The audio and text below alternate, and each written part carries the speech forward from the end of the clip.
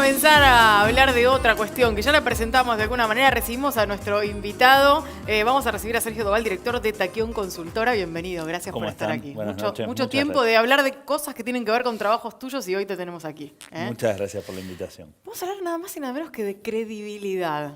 Credibilidad, una palabra que ha cobrado mucha fuerza. Que está totalmente asociada a lo que estaban hablando antes. Definitivamente. Y parte del estudio, además, incluso mide a Messi, con lo cual tenemos ahí un cruce en la información. ¿Cómo se les ocurrió trabajar sobre la cuestión de la credibilidad? ¿Cuál fue el disparador real? En realidad porque estamos tratando, dentro de la mirada que estamos teniendo sobre la opinión pública, estamos haciendo lo posible por salir de los lugares comunes. Bien. Porque normalmente lo que termina pasando es que las cuestiones como imagen, vos hablás de imagen positiva o imagen negativa, y eso no necesariamente termina de explicar las conductas de la gente, porque hoy aquellas personas que tienen imagen negativa muchas veces son votadas, porque lo que uno va viendo es que la gente se mueve en relación a un resultado. Entonces dice, a mí no me importa, yo quizás no quiero que gane aquel, pero esta persona tiene una imagen negativa, no lo voto. O lo voto, no me importa. Entonces, lo que estamos tratando de componer un escenario un poco más complejo con otros drivers que puedan explicarnos las conductas que terminan siendo bastante complejas y que en definitiva hay un 13% de personas que eligen al candidato en el momento que entra en el cuarto oscuro, con lo cual hay que tener bastantes datos cruzados para entender qué es lo que está pasando con el humor social. Y la cuestión de la credibilidad al momento de medir intenciones de voto, ¿ya pudieron probarlo o todavía estamos ahí en etapa beta? No, es una etapa beta en realidad porque acá hay una cuestión, hay algo que sí parte de una obsesión personal, todo parte de una obsesión personal generalmente. Y acá mi obsesión personal es con el tejido social, la construcción de sentido social, cómo estamos nosotros como sociedad, que es este tema que vemos que pasa en el fútbol, ¿no? O sea, tenemos un serio problema de un sentido común que hace muchos miles de años nosotros nos juntamos para sentirnos más seguros. Dejábamos a las mujeres juntas, ellas se cuidaban, salíamos, yo no era de los cazadores, yo hubiera sido el que me quedé cuidando, pero los cazadores salían, buscaban sus presas, buscaban sus presas y todo era en un marco de seguridad. Hoy lo que te termina pasando es que vos, si analizás cuál es el conjunto de instituciones, vos tenés a la justicia que 8 de cada 10 la ve como corrupta, 7 de cada 10 ve a la policía como corrupta y 6 de cada 10 al Congreso. Ahí tenés a la persona, a quienes hacen la ley, quienes se ocupan de que se cumpla la ley y quienes juzgan la cosa hecha. Si esas tres instituciones que nos dan el marco regulatorio no tienen confianza, es más o menos un sálvese quien pueda. Entonces, lo que termina pasando, por eso me obsesiona particularmente con la confianza, como construcción de sentido que te hace sentirte, la seguridad es lo que en definitiva te permite pensar hacia futuro. O sea, pensar, por ejemplo, yo voy a estudiar 5 años una carrera, como vos que sos profe en la facu. O sea, hay que estar pensando 5 años. Tenés que tener un marco de seguridad, de decir, de acá a 5 años yo voy a lograrlo, o 7. Si ese marco de seguridad no existe, te terminan pasando como que el Fondo Monetario Internacional te controla, dependemos de Rusia, de Islandia. Pensaba en parte de esa medición y en estas obsesiones y la cuestión de la credibilidad, una cosa que midieron es la actitud o el accionar de las personas, de los individuos, respecto de determinadas situaciones. Y hay un punto curioso que es el de creerle más o menos a las autoridades policiales o a los testigos frente a un hecho de inseguridad. Y largamente la gente le cree más a los testigos, casi un 50% de la gente. Digo, esto es un dato absolutamente significativo en términos de quiénes somos y cómo nos comportamos socialmente. Es que en realidad ahí termina estando la grieta. Cuando hablamos de la grieta en relación a un tema político, pensamos que es una mirada más de definición ideológica.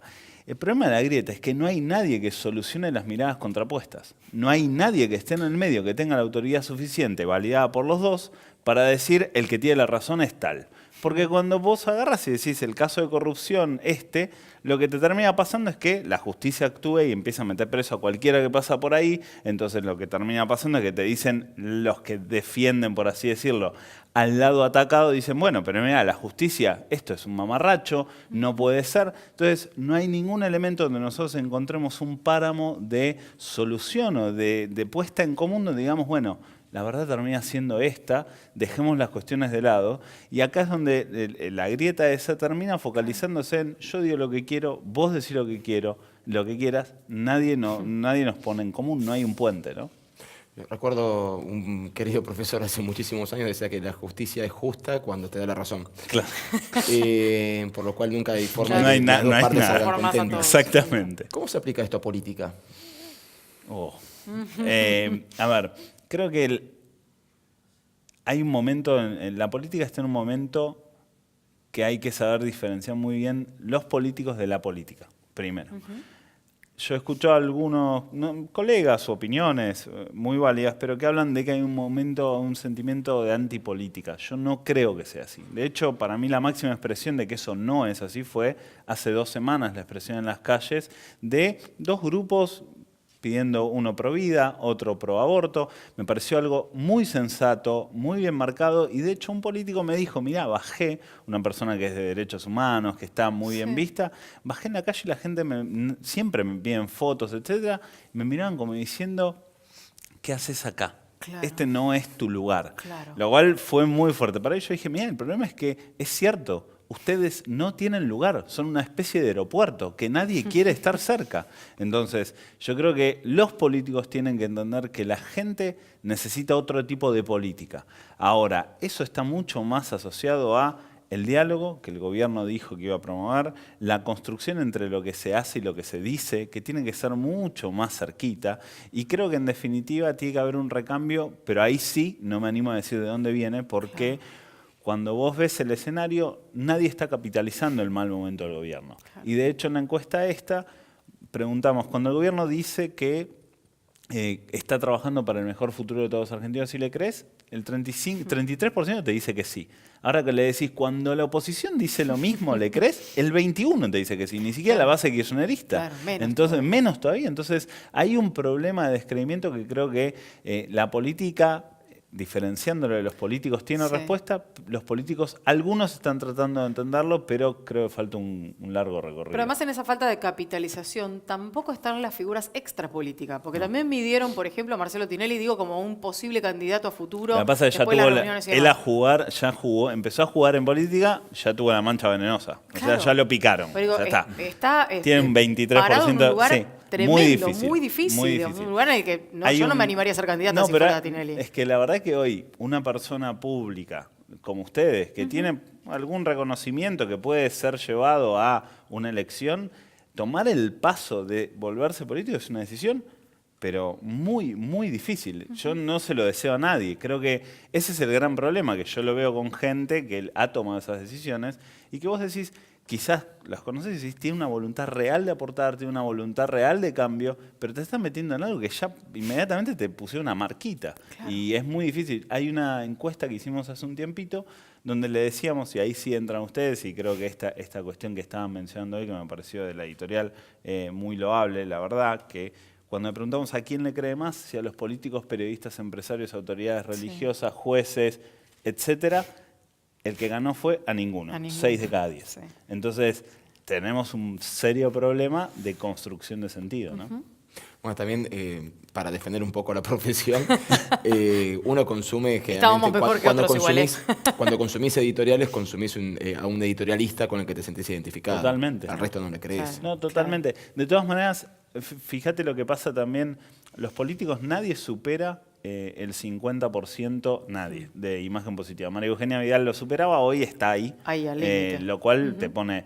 Cuando vemos en esta investigación que no publicamos todo por cuestiones de que también tratamos de ser muy cuidadosos con la información que ponemos arriba de la mesa porque puede ser utilizada con dobles intenciones muchas veces, ningún periodista supera el 40% de credibilidad y muchos están entre un 25% y hemos medido a casi 15%. Pero esto además ha cambiado respecto de los tiempos. Estoy pensando que en los años 90, por ejemplo, Totalmente. mediciones de credibilidad de periodistas había constantemente y Se modificó totalmente. superaban No. largamente el 70-80%, muchos. No, totalmente. Yo creo que esta es una consecuencia, muchas veces creo que sana, el problema que no está cerrada, de la discusión que planteó el kirchnerismo en su momento con el Grupo Clarín.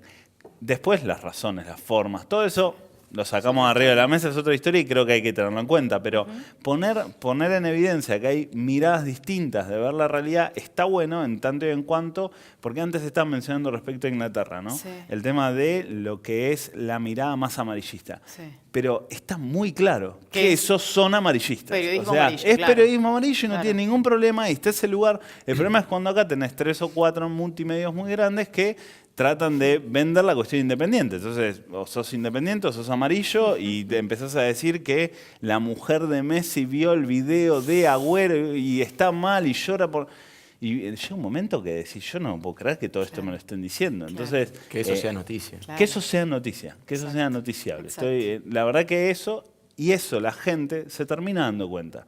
Es donde se pierde el rigor, cuando uno se sí, para desde perdón. ese lugar, ¿no? No, iba a decir si en esto que vos estás marcando sobre el tema del trabajo del periodismo, porque volvemos un poco a lo de la columna de Nico y a lo que hablábamos con Bocha antes, no tiene que ver también con esta cuestión de transición que estamos viviendo. Digo, si el resto de las cuestiones, el fútbol, la política y demás, también a partir del reflejo de los medios, de las redes sociales y de toda esta transición, no terminan formando parte de ese colectivo en el que nadie sabe muy bien qué es verdad, qué no es verdad, digo, la posverdad, todo esto. Digo, estamos como en esa especie de melange. No me siento muy cómodo con el concepto ese de posverdad porque hay un concepto previo de Platón que se llama lo verosímil, que viene desde un ensayo que se llama La Caverna, entonces no Claro, me pongo medio... un poquito sí, más antiguo. más antiguo. La Sí. posverdad me parece una Y cosa... más laburado, sí, ¿no? un poquito más laburado. Pero la verdad es que la verdad, justamente, ¿no? Lo que tenemos es una construcción de múltiples canales diciendo múltiples cosas al mismo tiempo y cada uno tratando de las personas identificando aquellos que gritan más fuerte. Creo que un poquito de eso está en lo que vos decías, que coincido plenamente también, este tema de que el periodista quiere ser la noticia. Y la verdad es que esa construcción, lo que sucede es cuando pasa en países con instituciones débiles como las nuestras, creo que se nota mucho más el resquebrajamiento, porque vos vas a Estados Unidos y tenés una persona como Trump que lo que hace es realmente, yo tengo un contacto muy diario porque mi hermano vive hace mucho allá y encima le encanta el tema político, discutimos mucho. Si alguno de las personas que estuviera acá dice las cosas o hace las cosas y dice Trump, algún político acá, yo creo que no dura ni 2 días. Pero la verdad es que el marco institucional norteamericano hace que hablas con gente de la clase media y te dicen, no, bueno, nosotros vamos, ellos que hagan. Y hay instituciones, hay un marco que después, bueno, en los años se termina degradando si no se revierte. Pero yo creo que esa realidad atravesada por los medios de comunicación y la cantidad de información nos pone en un estado demasiado alerta que termina confundiéndonos, ¿no? Claro. ¿Y quién es el argentino al que más le creen los argentinos? El argentino que más le cree a los argentinos es al Papa. Al Papa. Esa fue, normalmente cuando iniciás una investigación... Es como un puñal Sí. para varios. Bueno, yo no voy a hablar de esa subjetividad, hablo de sí mi percepción de que yo no pensé que eso iba a ser así. Yo cuando veía investigaciones tengo hipótesis, Claro. pero lo peor que puedes hacer en opinión pública es pensar que tu opinión se puede trasladar, pero también es cierto que en el interior el peso de la credibilidad del Papa es enorme. Y esta investigación fue nacional, fueron 2.200 casos, y vos tenés que pensar que cuando vas a un pueblo del interior, vos vas a un pueblo de una iglesia. Empezá a caminar por acá, cruzate una iglesia, porque se está un rato grande. Entonces, y de hecho eso mismo pasa con la legalización del aborto, que lo estuvimos investigando. En la legalización del aborto, el 38 recién nada más está a favor en el interior.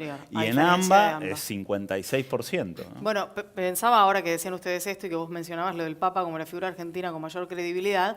Tampoco, seguramente muchos de nosotros hubiéramos pensado que hoy, de los 5 o 6 jugadores que hablaron, 3 o 4 dijeron gracias a Dios, ganamos. Totalmente, lo escuchaba antes a Messi. Fue impresionante. Yo decía, Lo si dijo vos Messi, jugás, lo sos el dijo mejor Higuaín. jugador del mundo, te mataste. ¿Qué? Gracias a Dios. Gracias a Dios. Sí. Está totalmente claro de que tenemos una ascendencia de 2000 años de buen marketing, más allá de las creencias de cada uno. Pero la verdad es que en ese sentido, el segundo igual es Messi a 0,1 punto del Ahí. Papa, que sí, es lo mismo. Igual es hermosa esa comparación. Sí, es ¿no? muy lindo, es muy lindo. No tenés a ningún, tenés a la autoridad religiosa máxima y al mejor futbolista del mundo. no tenés ni una persona de la cultura que hemos medido porque no las conocen, no tenés ni periodistas, no tenés políticos, no tenés nada. Entonces, la falta un última, poquito. también preguntaron acerca de si le creen más a las personas o a las Y esa mascotas. es la que viene a corroborar toda la hipótesis. Ese es lo que demuestra que a las mascotas le creen más que a la gente. El 67% le cree más a las mascotas, el 70% cree que Argentina no es un país confiable.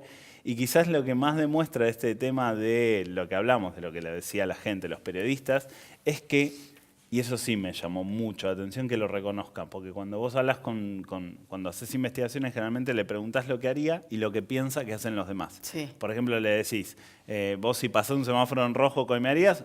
2 de cada 8 te dicen que no. ¿Y vos qué pensás que hacen los demás? 8 de cada 10, entonces vos decís, bueno, Claro. la verdad es que es 8 de cada 10, perfecto. Claro. Acá la gente se reconoce que casi 7 de cada 10 no confían en otra persona cuando la acaban de conocer. Lo cual es Impresionante. muy extraño. Sergio, gracias por haber venido. Muchas Un gracias placer. por su tiempo.